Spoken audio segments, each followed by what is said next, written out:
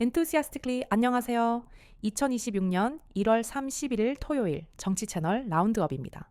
진보부터 보수까지 오늘 하루 정치권의 가장 뜨거운 이야기들을 한자리에서 모아 전해드리겠습니다. 시민들의 목소리가 어디로 향하고 있는지 지금 바로 시작하겠습니다. Enthusiastically 먼저 진보 유튜브에서는요. 그야말로 사법부를 향한 분노가 들끓고 있습니다.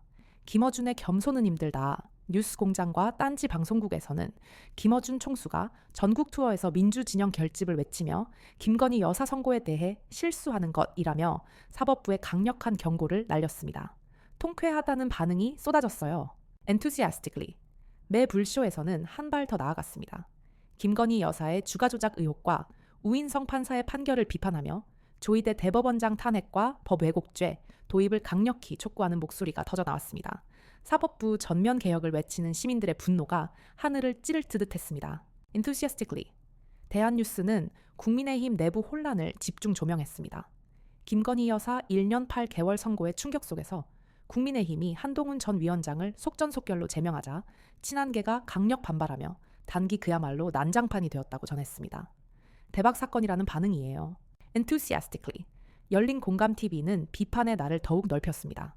김건희, 윤석열 전 대통령이 마약 특검을 지연시킨다는 의혹과 함께 이재명 정부 역시 사이비 종교 물 도둑질을 방치하고 있다며 여야 모두를 비판하는 목소리를 냈습니다.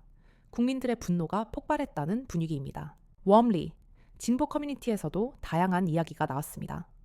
루리웹 정치 유머에서는 현대차 노조의 파업과 세습 요구가 노조 전체의 이미지를 망치고 있다는 자성의 목소리와 함께 밀양 사건 신상 공개 유튜버의 실형 선고가 오히려 사법개혁의 필요성을 증명했다는 격한 반응이 공존했습니다.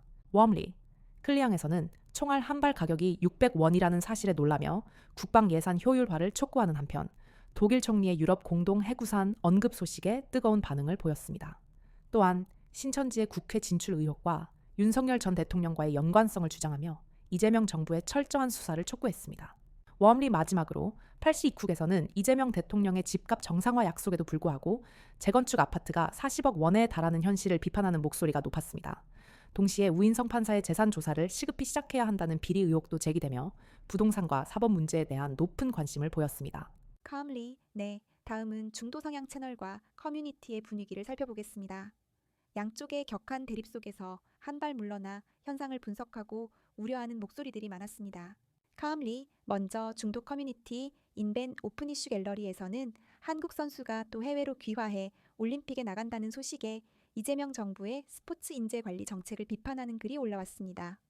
또한 고성국 씨가 전두환 전 대통령을 미화하는 듯한 발언을 한 것에 대한 충격과 우리나라 외환 보유액 관리에 대한 걱정도 주요 이슈였습니다. calmly, MLB 파크 불펜에서는 정치 지형에 대한 흥미로운 관찰이 눈에 띄었습니다.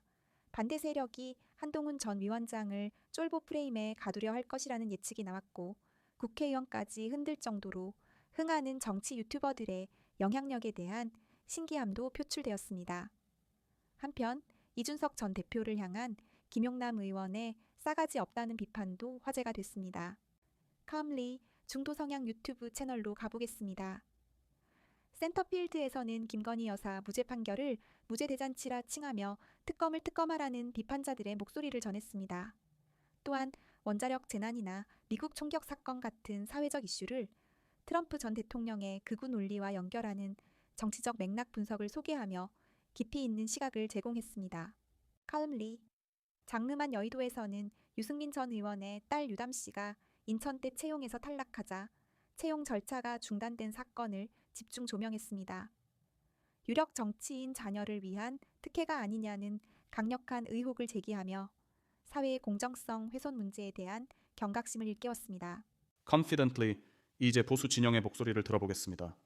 이재명 정부에 대한 날선 비판과 함께 국민의힘 내부를 향한 복잡한 시선이 교차하는 하루였습니다.